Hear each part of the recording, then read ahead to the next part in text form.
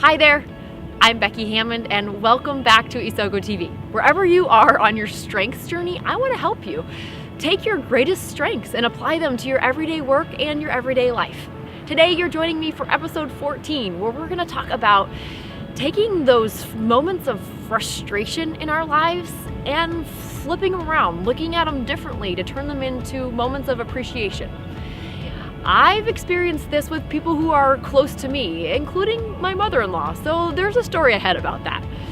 You know, I've seen it and I'm living it. So let's dive in. Several weeks ago on episode 6, I shared with you how the strengths perspective has really dramatically impacted the language that David and I speak at home and in good times and in frustrating times. And as I was reflecting through that, I realized that it's not just in that closest, deepest relationship that has had the impact from the strengths perspective, but it's in all the relationships that are close to me, and specifically my family members. And so I wanted to kind of share that with you today, because there are things in our lives that if we don't begin to understand differences and strengths in each other that might manifest themselves as frustrations, then we are going to never be able to have the depth of relationship that we want to have. And even if they're not deep, we might drive them away by the way that we respond to something that they're trying to offer us that we are misinterpreting or not understanding. So one specific example that comes to mind is with my mother-in-law. You know, mother-in-laws, I will be one day. They have this bad reputation. It just doesn't have to be like that, because part of the reason that we have this, I mean, there's all sorts of family dynamics, but part of the reason that this exists is we didn't grow up with our mother-in-laws. We don't know what their filter is or what their view of the world is. And so when I discovered the strengths that my mother-in-law has, it's really given me some clarity. I'm not saying that we don't get frustrated with each other, but rather we're on the journey to understand what those frustrations are all about and maybe reorienting them so that they turn into using each other's strengths instead of trying to offer something to each other that we just don't understand and turns into frustration. So for example, for her number one strength from a strengths finder tool perspective is adaptability. So that means that her strengths are going with the flow and really just kind of being able to make adjustments as things change. For me, I have a very strong executing filter. I have very high discipline. I like things to be organized and planned. And so when she and her husband graciously offered to help take care of our kids, this is where some of the problem comes in. So I have these very organized, very planned out little pieces of paper that are all typed up. They're grids. Okay, they're babysitting grids. We have, you know, what they have for lunch and the options there. This is their schedule. This is what their routine is like. These are some ideas of play. These are healthy snacks they can have.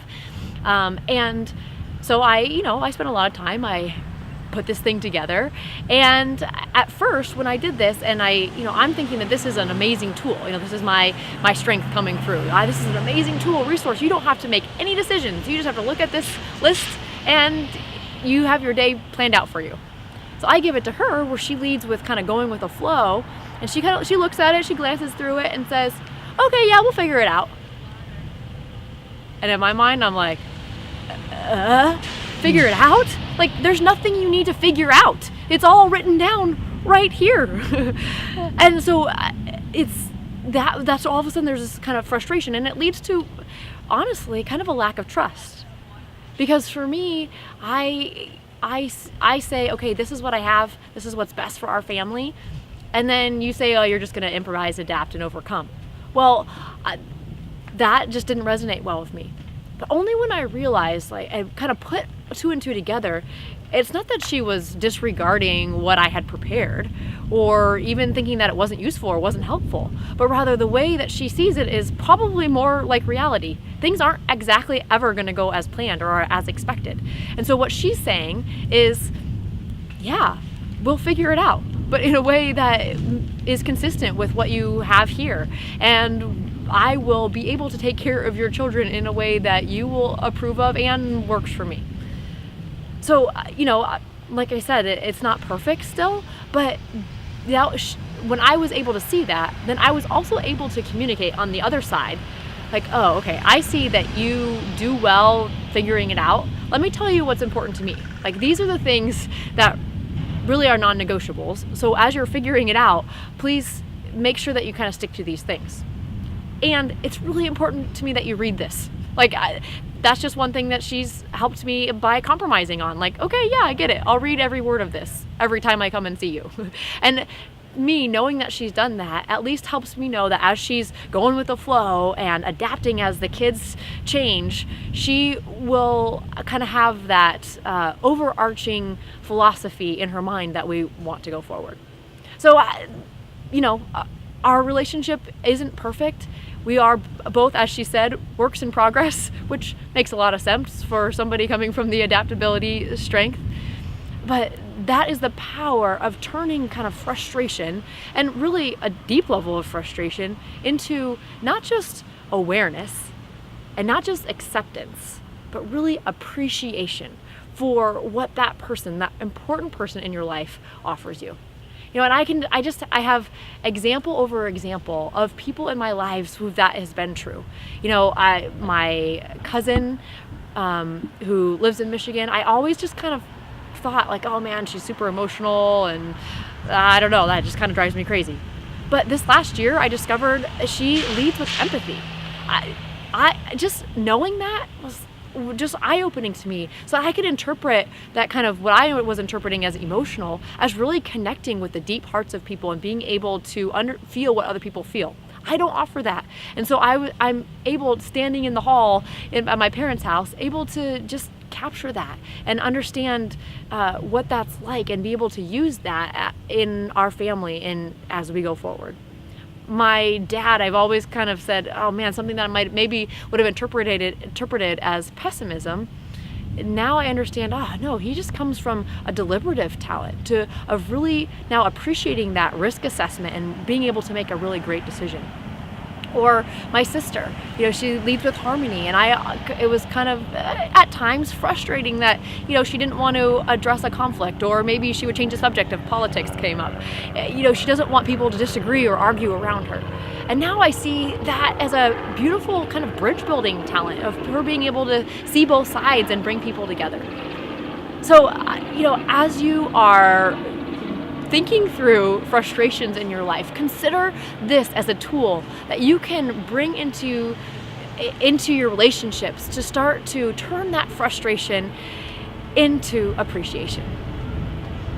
So let's use this. Let's start to turn that frustration into appreciation.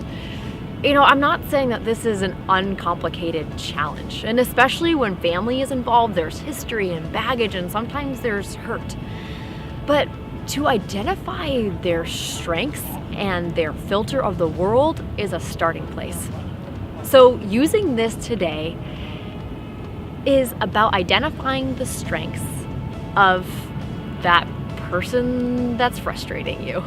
And so maybe that's talking to them about what are the things that come naturally to them or what's energizing to them. Or maybe it's asking them to take the Strengths Finder assessment to really hone in on their most natural talents.